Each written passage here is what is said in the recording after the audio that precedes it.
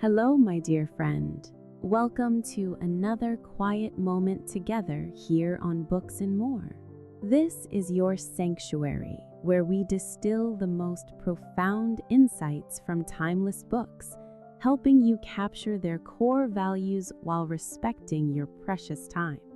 In life, we often find ourselves searching for that one spark of brilliance, that one person or idea that changes everything. We look at the legends of our time and wonder where they come from.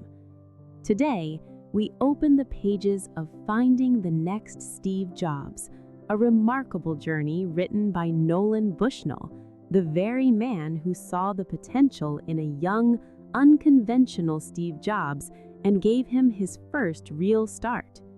This book is a gentle reminder that genius does not always look the way we expect it to.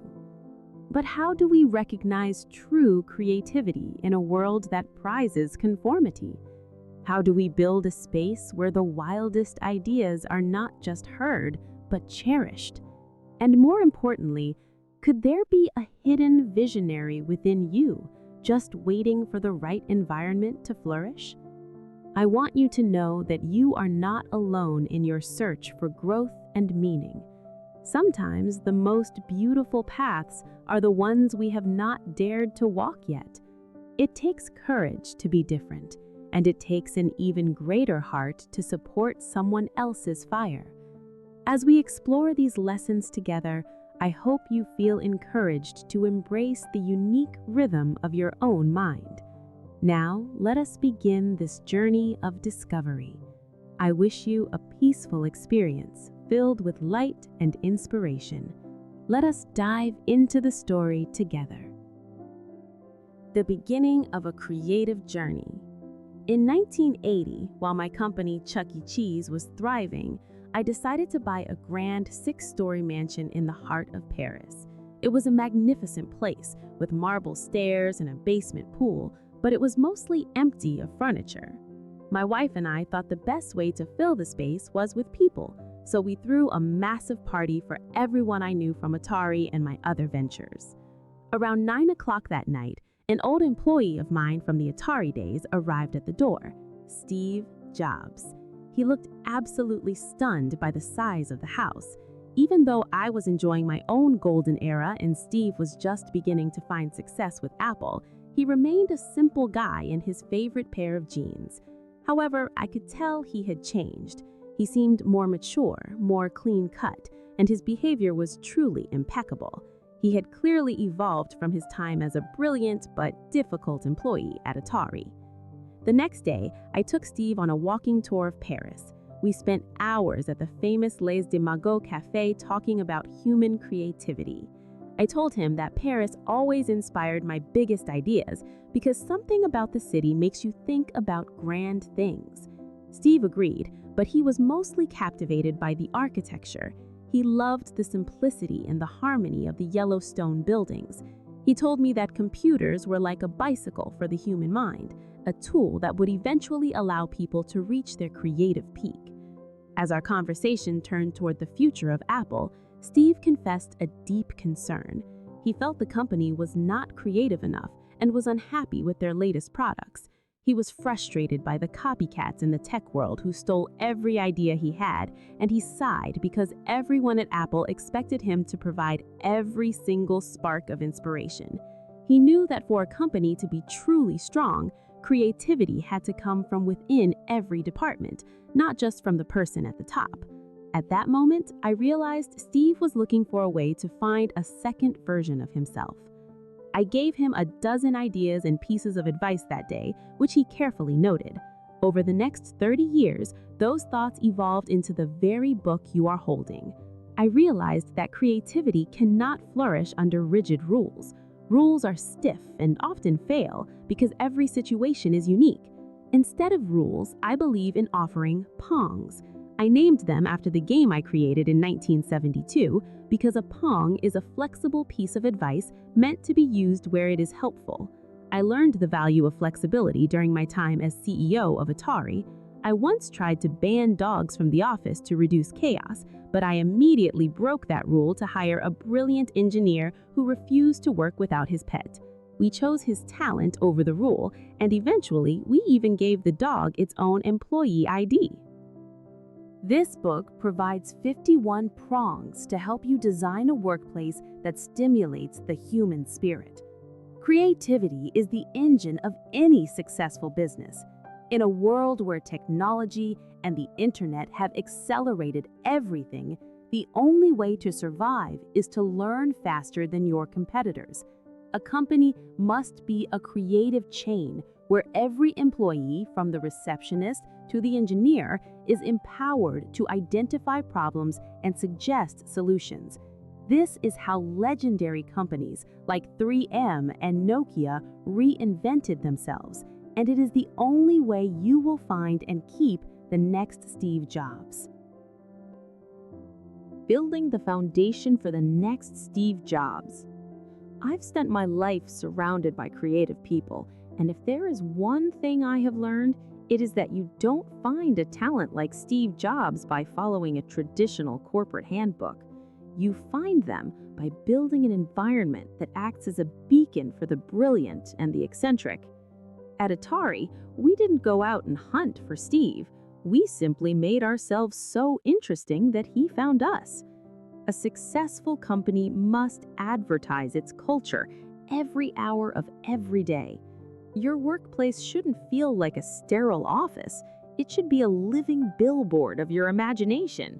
We filled our hallways with arcade games and decorated them like the Amazon rainforest because we wanted to signal that this was a place where the rules of the ordinary world didn't apply. When you manage creative people, you have to realize you are essentially herding cats. If you create a rigid, standardized environment, you will only attract rigid, standardized people. Instead of strict rules, I prefer what I call pongs. These are flexible pieces of advice that can adapt to the situation rather than ironclad mandates. I remember when Steve Jobs first started at Atari. He wanted to sleep under his desk and work through the night. Our security guards hated it, and our alarms went off at 3 in the morning. But instead of forcing him to conform to a 9-to-5 schedule, we changed the system. We removed the alarms and let him stay because his talent was worth the inconvenience. If you want a creative company, you have to give the creators the room they need to breathe and grow. This philosophy extends to how you even tell the world you're hiring. Most job ads are painfully boring, filled with corporate jargon that scares away the truly gifted. An ad is actually a window into your soul. At Atari, we used catchphrases like, "Play games, get paid," or "Hard work has never been this much fun." At Chuck E. Cheese, we looked for people who were excited to work for a mouse boss. If your recruitment message can make a potential candidate smile or laugh, you are already halfway to finding a creative spirit. Once they walk through the door, I look for one quality above all others: passion. This was the trait that made Steve Jobs stand out more than any other. You can train almost any skill, but you can never teach intensity. I look for that fire in the eyes. I once hired a 19-year-old girl with no experience simply because she tackled the smallest tasks with absolute fervor. Within a year, she was running a whole department. People with passion don't just talk about their resumes, they walk in with a script of ideas. They don't spend their interviews making excuses for the past, they talk about what they want to build in the future. To find these people, you have to stop obsessing over college degrees.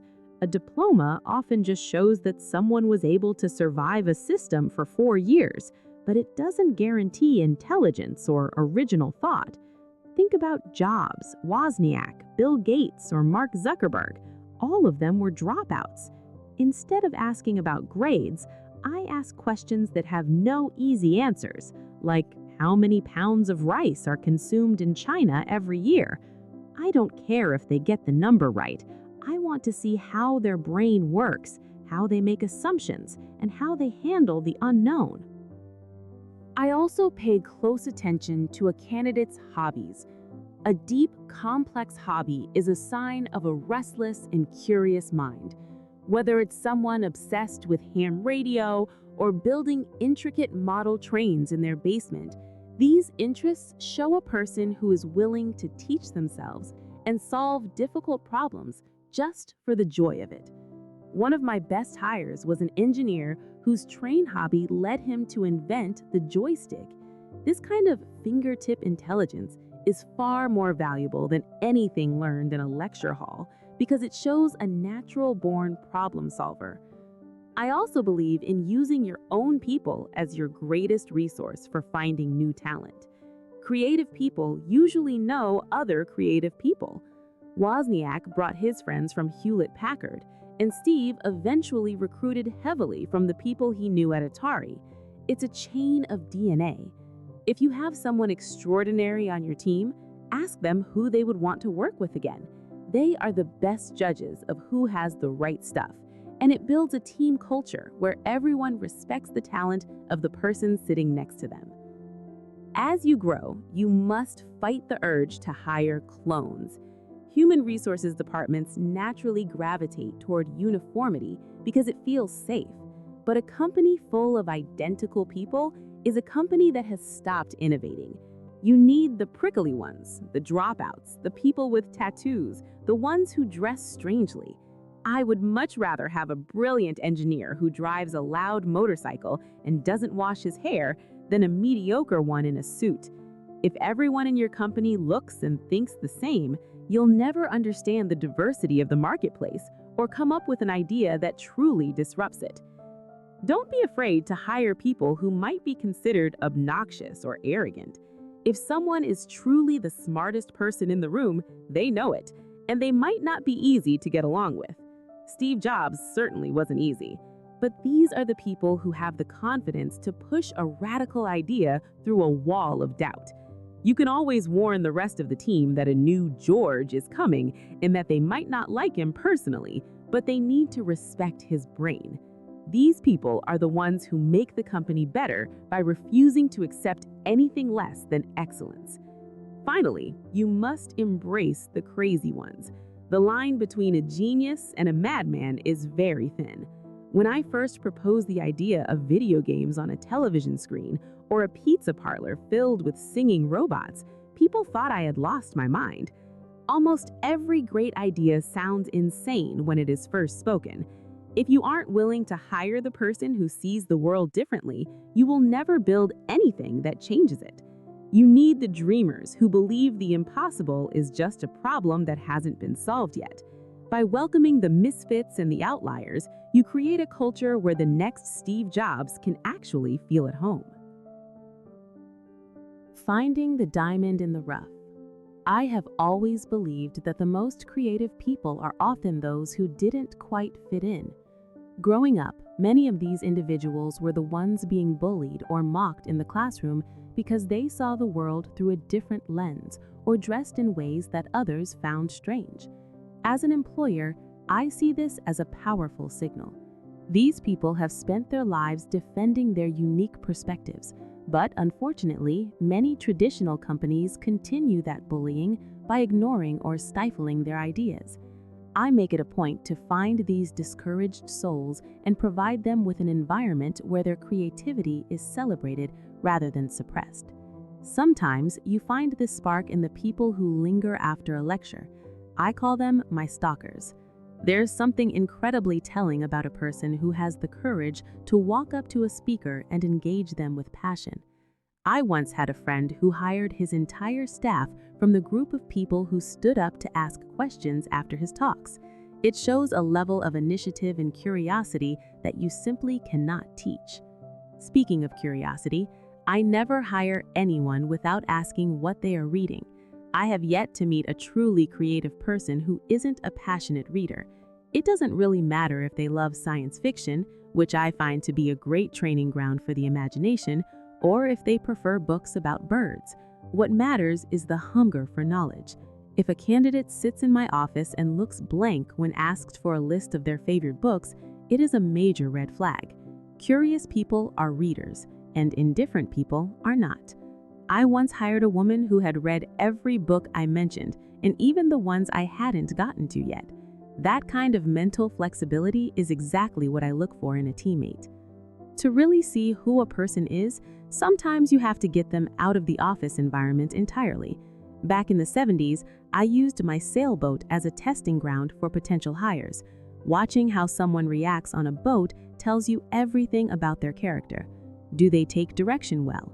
Do they freeze when things get a little scary, or do they jump in to help the team?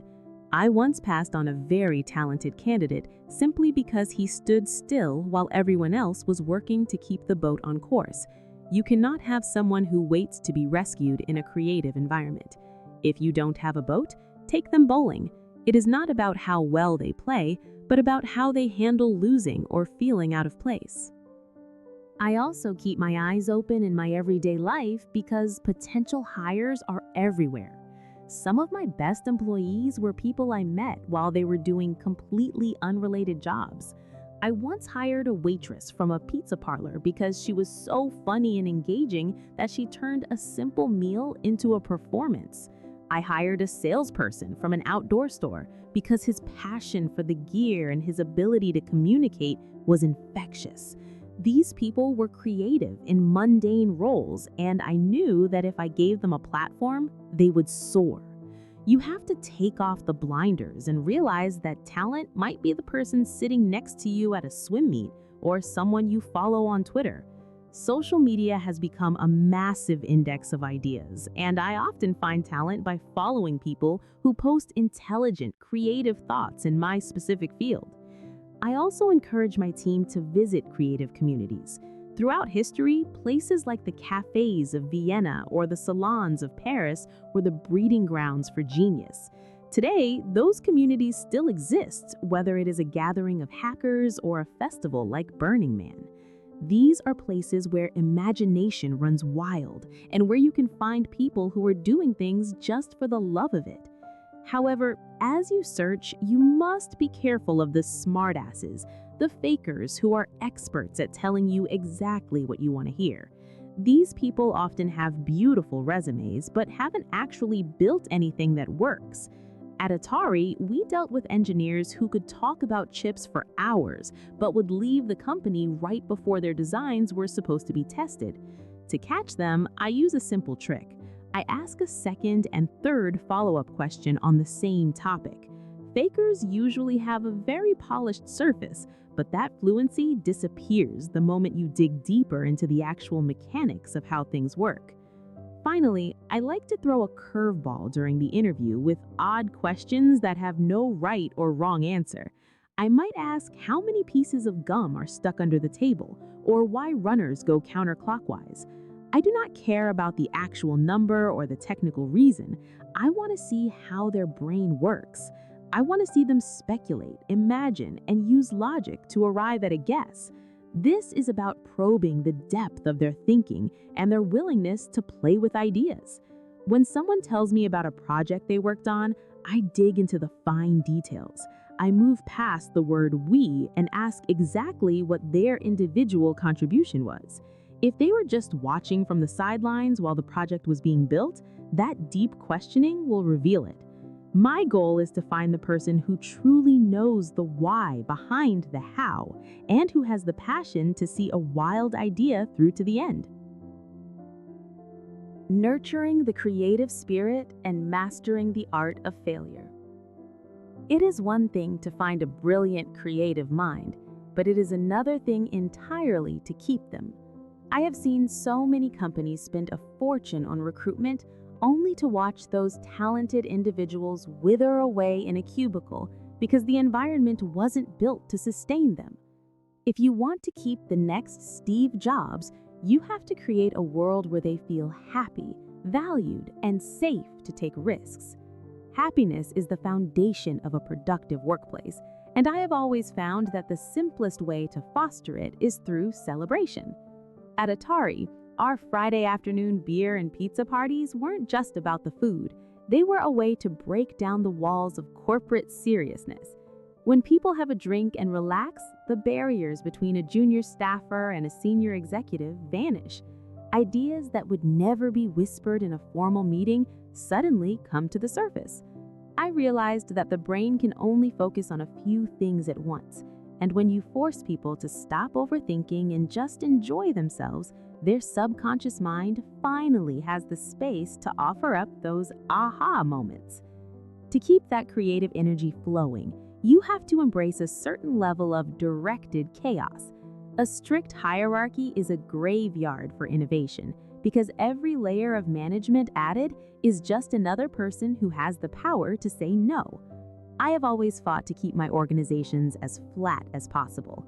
When everyone is responsible for their own work and no one is breathing down their neck, something magical happens. People stop working because they have to and start working because they want to. We even encouraged a bit of mischief at the office. Playfulness and pranks are more than just fun. They are a way to test boundaries and loosen up the rigid thinking that kills creativity. If you can make your team smile, you are already halfway to a breakthrough. When a company gets too large, it naturally starts to become rigid. To fight this, I have often used the concept of a skunk works project. By taking a small group of your most creative people and isolating them in a separate location, away from the daily grind and the bureaucracy of headquarters, you allow their imaginations to explode. We did this at a place called Grass Valley, away from the main Atari office. Without the distractions of security badges and corporate dress codes, that team designed some of our most legendary products. This physical and mental isolation is just as important on an individual level. Steve Jobs was a huge believer in meditation and the power of being alone with his thoughts. He knew that to be truly creative, you need a place where the noise of the world cannot reach you. Fairness is also a vital part of this ecosystem.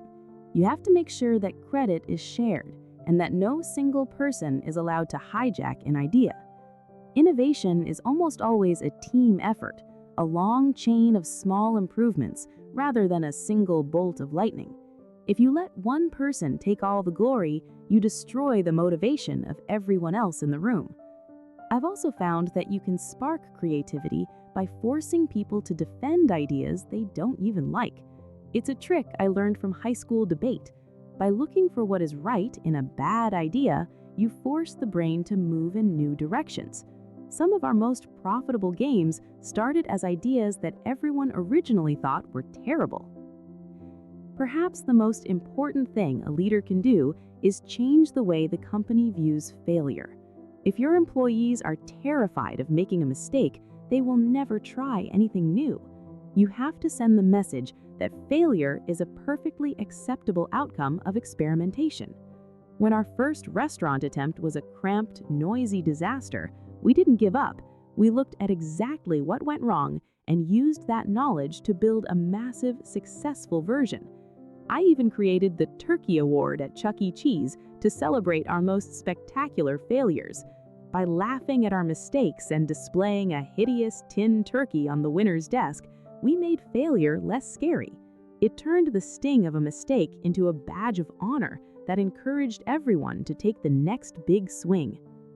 Finally, every creative person needs a mentor. They need an advocate who can shield them from the bean counters and the bureaucrats who don't understand their vision. I had Bob Noyce, the man who helped invent the microchip. He believed in me when I was a young, terrified CEO, and that gave me the confidence to trust my own instincts. Creative people are often poor communicators, and they can be arrogant or difficult to deal with. A great manager doesn't try to fix their personality. They act as their public relations agent, translating their wild ideas into something the rest of the company can understand and support. If you can protect your innovators and give them the room to fail, you won't have to worry about finding the next Steve Jobs. They will already be working for you. Managing innovation and the architecture of creative spaces. One of the greatest mistakes a leader can make is turning the office into a nursery school. I have always believed that if you want a creative person to thrive, you must treat them like an adult. This sounds simple, but in most corporate structures, managers act as gatekeepers who simply enjoy the power of saying no. I realized early on that my job was not to hover over my engineers, but to act as their public relations agent to the rest of the world. Creativity is a fragile thing, and a manager's true role is to be a mentor who protects that spark from the bureaucracy that usually tries to extinguish it. You have to learn the language of your team. If they are talking about complex software, you do not need to be the expert, but you need to understand enough to ask the right questions. When a manager becomes a student, they earn the respect of their creatives, transforming from a distant authority figure into a partner in the search for knowledge. Innovation is rarely a bolt of lightning that strikes once and changes everything. It is a chain, a series of small, iterative steps. To keep this chain moving, the distance between the idea and the decision maker must be as short as possible. I have always been wary of the termites of the business world, those people whose only skill is finding reasons why something will not work. To stop them, I once banned the word no at Atari. If someone did not like an idea, they were required to suggest a way to make it better. I also found that making critics put their objections in writing changed everything. It is easy to kill a project with a casual comment in a meeting, but if you have to sign your name to a critique, you think twice. It forces accountability and ensures that projects are not dismissed by those who are simply afraid of the future. The physical environment where we work is just as important as the people inside it. When I was setting up my company UWink, we moved into an old, dingy building. Instead of a traditional renovation, we painted the walls with black chalkboard paint. It turned the entire office into a playground for the imagination. Because chalk is temporary, the risk of making a mistake disappeared. People started drawing ideas and writing whimsical job titles like Lord of the Mystic World next to their names. We also embraced toys. Using Legos or clay in meetings is not about being immature. It is about bypassing the filters we build as adults. A handful of clay can help a hardware engineer find a shape that a computer screen never could. It allows the subconscious mind to take over, which is where the best ideas are often hiding. Managing the creative mind also means understanding how it processes time. I have always used what I call trial days. These are soft deadlines, usually set 2 weeks before the real one, where the team has to show a version of the product that others can see and touch. It breaks the cycle of procrastination and allows us to find the important moments early enough to actually use them. I have also learned to love the chaotic energy of ADHD. In a traditional setting, it is seen as a distraction, but in a creative company, it is an asset.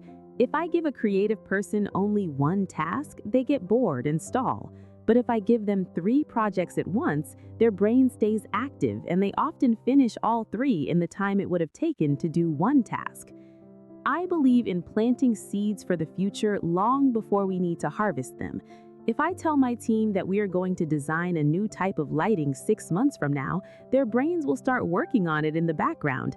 They will notice every lamp and every shadow they see in their daily lives. By the time the project officially starts, they are already 100 steps ahead. But to let this work, you have to get people out of the office. Some of the most important breakthroughs I have ever been part of happened in what I call the 3 Bs: the bus, the bath, and the bed.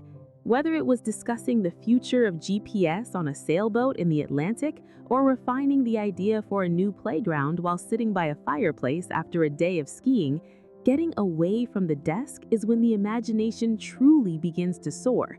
You cannot force creativity to happen at a cubicle between 9 and 5.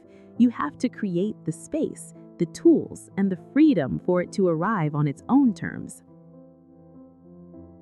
Maintaining a creative ecosystem and driving action. I often see creative people get bogged down by the assumption that a new product has to be accessible to everyone immediately. I have learned that it is perfectly acceptable and often strategic to start by building something for the wealthy. History shows us that innovation almost always travels from the top down. Think about cars, cell phones, or microwave ovens. They were all expensive luxury items before they became household staples. When you focus on excellence without the initial weight of mass market pricing, your team often discovers more efficient ways to build the product as they go. By the time you are ready to scale, you have already solved the hardest problems. To keep that creative edge sharp, you must break the hold of routine. Habits are comfortable, but they are also the enemy of original thought. I encourage people to change their daily lives constantly. Take a different route to the office, try a food you have never heard of, or wear something you would never normally choose. I have always admired how musicians like Frank Zappa would shift their schedules to wake up an hour later each day, eventually living an entirely different cycle. This kind of mental flexibility forces the brain to see the world through a fresh lens, allowing ideas to flow more freely. Sometimes we need a little help from the universe to break our own patterns. That is why I am a big fan of rolling the dice to make decisions.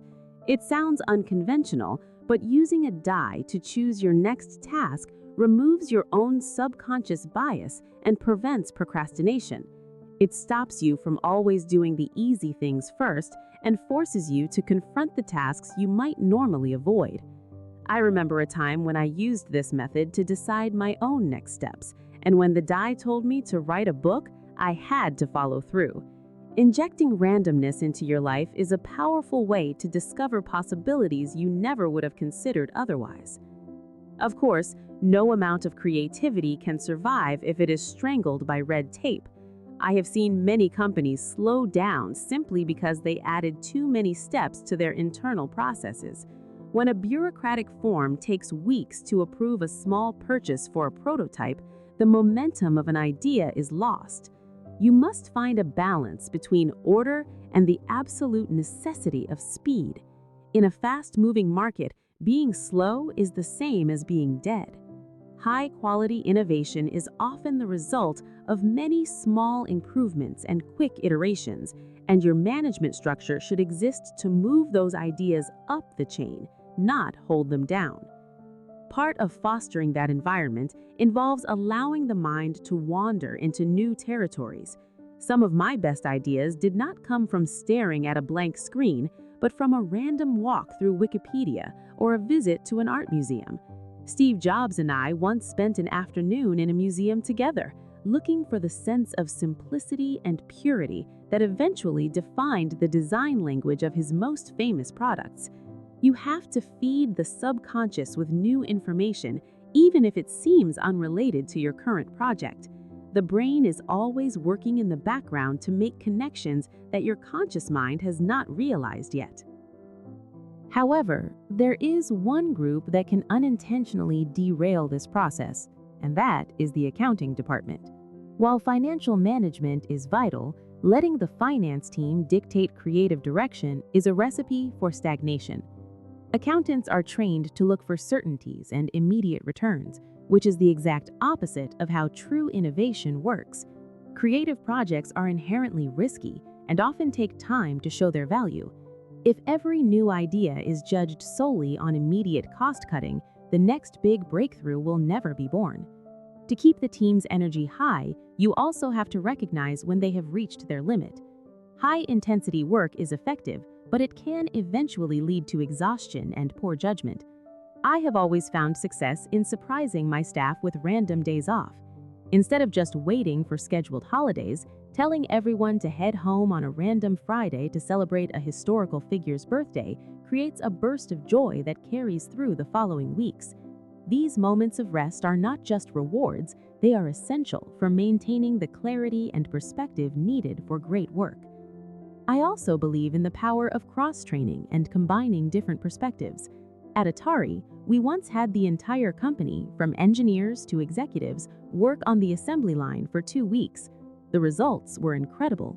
The engineers saw firsthand that their designs were too complicated to build, and they immediately found ways to simplify the process.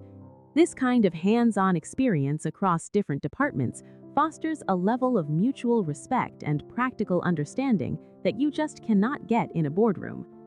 Finally, we have to talk about the one thing most offices ignore: sleep. Modern culture often treats napping as a sign of laziness, but the science is clear. A short nap in the afternoon can boost problem-solving ability by 40%. Steve Jobs understood this well and would often rest in the office when he needed to recharge his mind. If you want your employees to be at their most creative, you have to give them the space to rest. All of these strategies lead back to one simple truth. You can spend all your time researching, planning, and reading, but if you do not act, nothing will change. I have met many people who attend seminars and read every book on management, but return to their desks and do exactly what they have always done. My goal is not just to help you find talent, but to help you build a place where that talent can thrive. That requires more than understanding. It requires a commitment to step outside the box and take action. The future belongs to those who are willing to build it. If you like this video, please click like and subscribe.